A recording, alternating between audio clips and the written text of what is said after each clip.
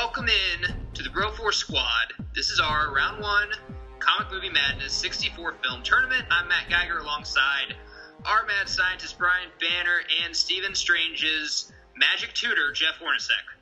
Now to follow along, you know where to go. Bro4Squad.com is the place for you. Click the Here button to bring up our bracket and follow along. Jeff, take it away. Tell our listeners to vote and get involved. Guys, the only reason we do this podcast is to hear from you. So in the first round, and actually every round of the Comic Movie Madness tournament, we need you to weigh in on several of the matchups and determine who the winner is. Just check out our Facebook page, Bro4 Squad, 3 words on Facebook, and our Twitter, @Bro4 Squad. We'll be posting matchups there throughout the week and throughout the tournament, and we will need you to weigh in and decide who's moving on and eventually decide who is the best comic superhero movie ever. We'll also have a live podcast where we will go over fan votes, your comments, who wins, and your tweets. Coming up, highlights and our live matchup. But first, Banner, our criteria for grading these films. Go.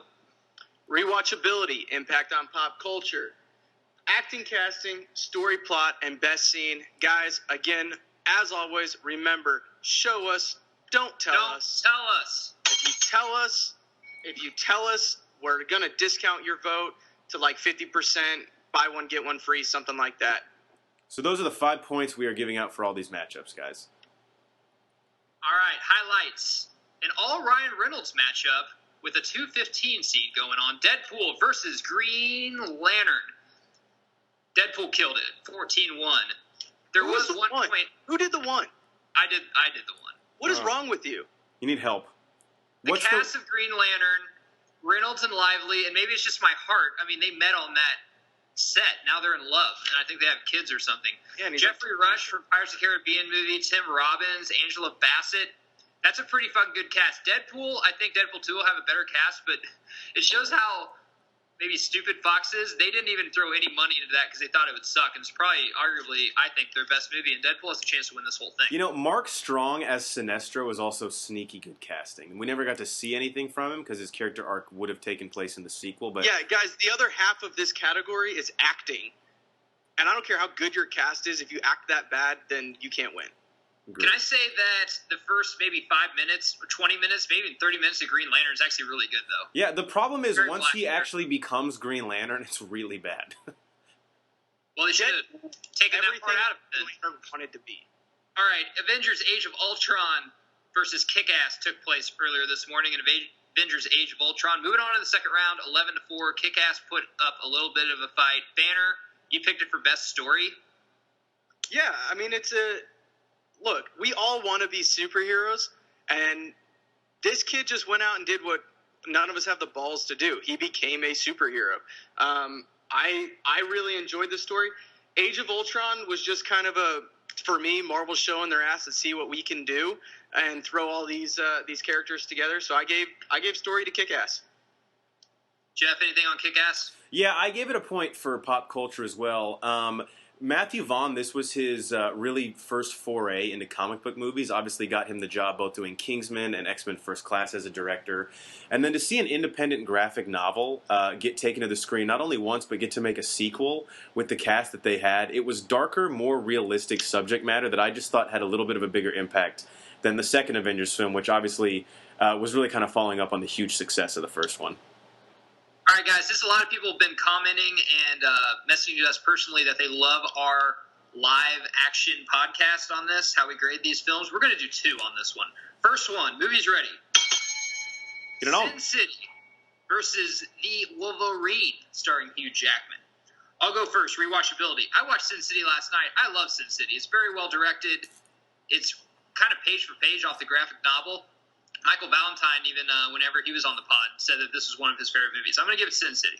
Banner? Sin City is a very, very good movie. I can only watch it once every few years. Wolverine, I can pop in all the time. So I give it to Wolverine.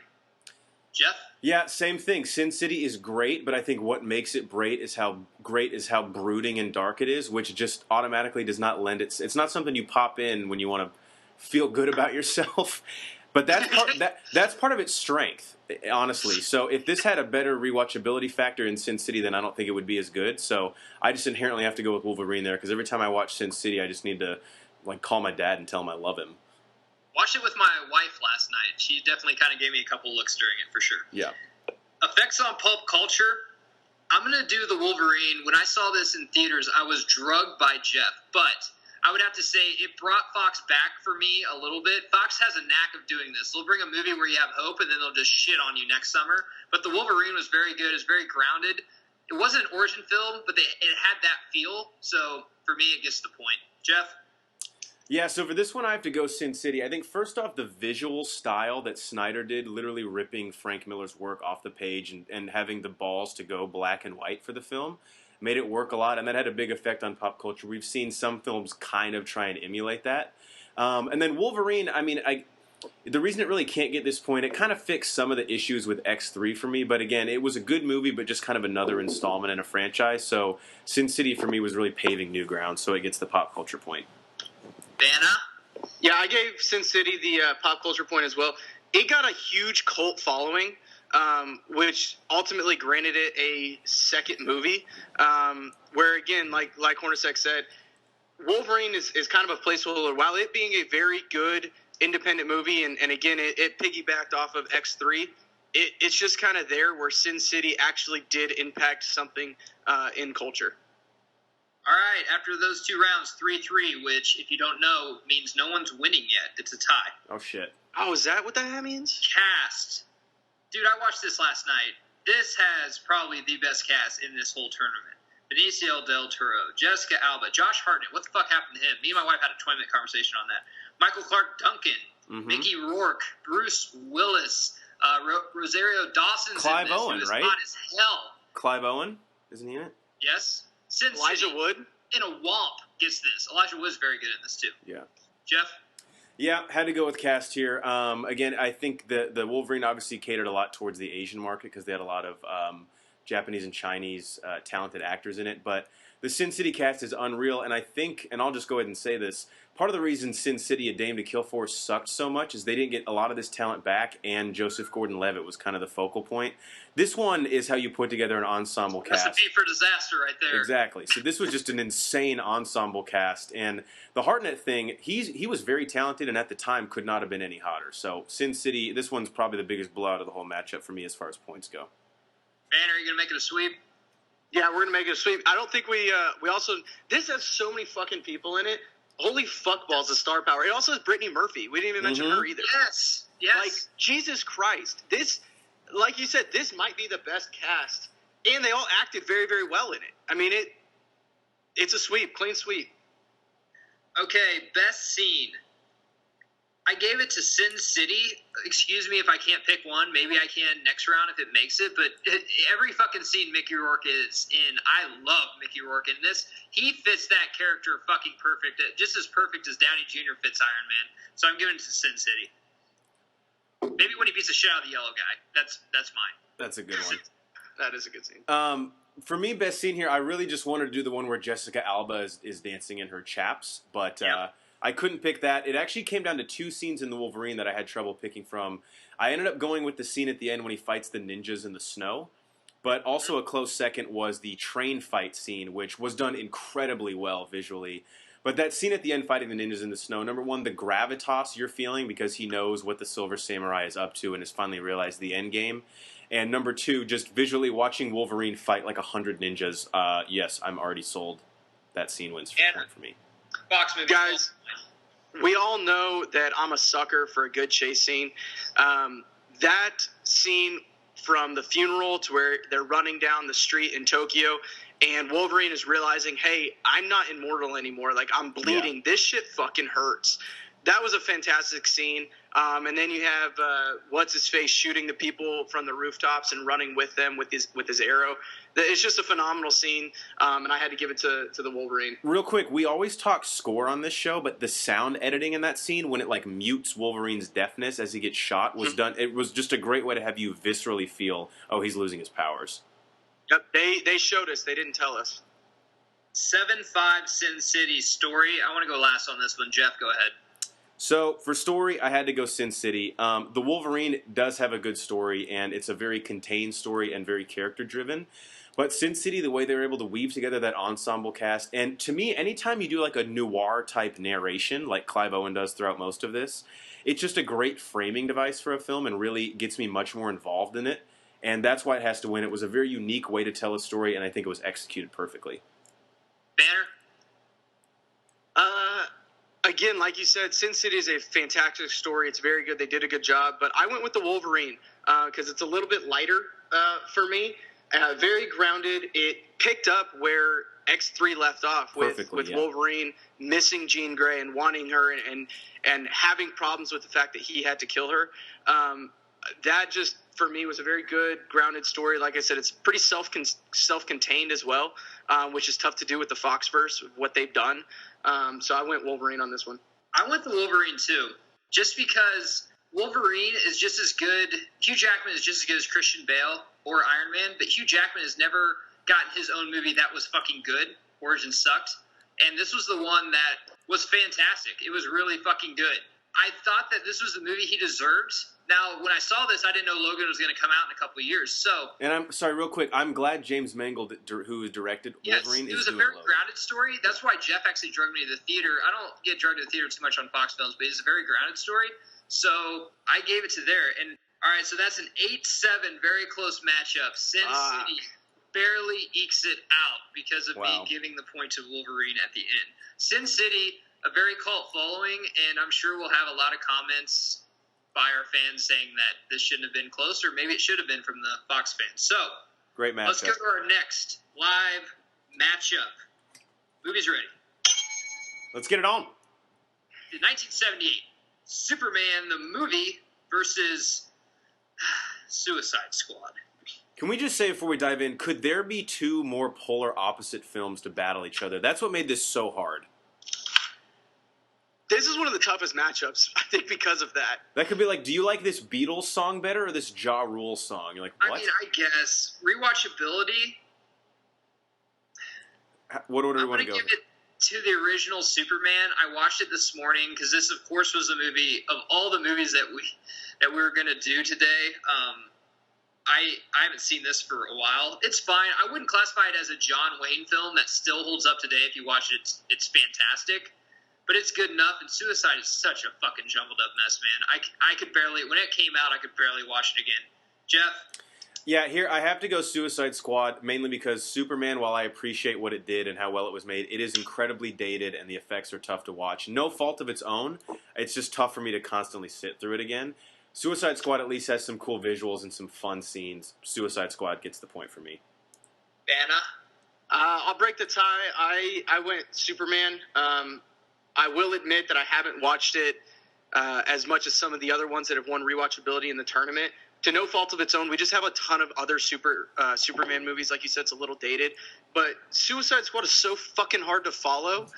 It's one you almost have to pay attention to. And that's not really what I want in a rewatchability movie. So I gave it to Superman. Effects on pulp culture, Superman. It was the first superhero film. Period. Jeff? Yeah, Superman. And Superman probably has the argument to win this against any other movie in the tournament because we wouldn't even be sitting here talking if this movie didn't happen. Banner? Yeah, I agree. It is what started it. It's the first superhero movie to get a sequel, regardless of how you feel about the sequel. Yeah. It got a sequel. It proved, even back in the 70s, early 80s, that it could do that. The only other movie that might hold up is Iron Man because it started the multiverse. Okay, what is that? 5-1, Superman, the movie. Let's see if Suicide Squad can get back in this cast. Jeff? I have to go with Superman here. Suicide Squad has a good cast. Would have been a lot better if they got Tom Hardy or Jake Gyllenhaal to play Rick Flag, but maybe the greatest actor of all time is in this movie in Marlon Brando as Jor-El, so just inherently there, I have to give Superman best cast. Brian? I went Suicide Squad. I mean, you have Will Smith, Margot Robbie, Viola Davis. They're all studs in their own right. They did everything they possibly could do with this script and this movie. They made it better than what it should have been if you had somebody lesser in those roles. I gave it to Suicide Squad. I gave it to Suicide Squad too. Will Smith, Leto, and Robbie. I know we've talked this movie to death. It actually started our podcast because I was so pissed. I'm like, I have to talk about this and have at least 3 people hear it. But Leto, Will Smith, and Margot Robbie, I still feel did a fantastic job. I forgot about Leto. Yeah. Yeah. So did Warner Margot Brothers. Robbie, I mean, the best Harley Quinn ever. The only Harley Quinn ever. But it's hard to do Harley Quinn, in my opinion, I think, and she did it very well. So that's 6-3 right now, Superman the movie. Toughest 2 coming up. Best scene. Mr. Banner. Best scene, I went Suicide Squad. That opening scene when they're introducing the Suicide Squad and saying why they're in prison and kind of go through their stories, I thought it was very well done. It was very quick, to the point, but yet we still understood their backgrounds. They did a good job with that, and then the movie went downhill. Jeff? Superman, the iconic scene when he finally goes to the Fortress of Solitude and speaks to Marlon Brando and Jor-El. Not only an iconic scene from comics, but in film, I think, basically said, this is a viable genre, this is how we can tell a story based on a man that no one can really relate to. And I still kind of get goosebumps when I see it, just thinking of, wow, how many movies have to thank this scene for, honestly, just being, like, existing and even being created. I went with Superman 2. I didn't go with that scene, though. Fantastic scene. But the first time Clark saves Lois, I think that is just so fucking cool. Has there ever been a more damsel in distress than Lois Lane? The Daily Planet's news chopper gets caught up there. Clark's running down. He can't find a telephone booth. And it's the first time we ever get someone actually ripping over their shirt and seeing the Superman S. He goes and saves her. It's fucking awesome. Iconic. It's cinematic, orgasmic shit all over my screen. It was fantastic. 8-4 right now, Superman the movie, going into last. The story, I gave it to Superman the movie. It was a very good origin story. You got to take the time in consideration, too. It was 78. You can't do a lot of shit that we can do now. Jeff, story. Suicide Squad, to say that it has a cohesive story would be just a lie. Bold-faced lie. Yeah, I mean, Suicide Squad would have a tough time beating most movies in story in this tournament. So, almost by default, I give it to Superman for story. Banner. Yeah, same boat. I mean, that's the same. On my notes here, I said Superman. Did Suicide Squad even have a plot? Yeah, what did they write on the back of the Blu-ray? They're like, there's a bunch of scenes. I don't know. Yeah, I mean, that's about all they can say. With that being said, Superman is a very, very good story, especially for its time and everything else. It's gonna hold up long in this tournament, and it just had a layup here in this round. It will. And can I say this, guys? To all our listeners, I can guarantee you, well, I don't know. We got a lot of Superman fans, but some of you probably haven't seen this movie, possibly ever all the way through, or you haven't seen it in years. Pop it in. I watched it this morning. It's a good watch. It's pretty fun, to see kind of where everything came from. It's a lot of fun. So we got Deadpool moving on, Avengers Age of Ultron, Sin City, and the 1978 Superman the movie, all moving on to the second round. Tune in next time to see more first-round matchups. Also check out our Facebook and Twitter at Bro4 Squad to vote on movies you want to see in round 2. Subscribe to us on YouTube and iTunes and check out all of that stuff and much more, including our Popular Squad blog on our website, bro4squad.com.